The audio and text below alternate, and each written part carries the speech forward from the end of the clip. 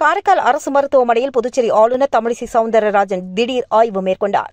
புதுவை மாநிலம் காரைக்கால் மாவட்டத்தில் அமைந்துள்ள அரசு பொது மருத்துவமனையில் புதுச்சேரி மாநில துணைநிலை ஆளுநர் தமிழிசை சவுந்தரராஜன் திடீர் ஆய்வு மேற்கொண்டார். அப்பொழுது பல்வேறு பிரிவுகளில் அனுமதிக்கப்பட்டு சிகிச்சை பெற்று வந்த நோயாளிகளை பார்வையிட்ட அவர், அவர்களுக்கு வழங்கப்படும் சிகிச்சை மற்றும் உணவுகள் தரமாக வழங்கப்படுகிறதா என்று நோயாளிகளிடம் கேட்டறிந்தார். மேலும் மருத்துவமனையில் நோயாளிகளுக்கு தேவையான அனைத்து வசதிகளும் உள்ளதா என்று ஆளுநர் கேட்டறிந்தார்.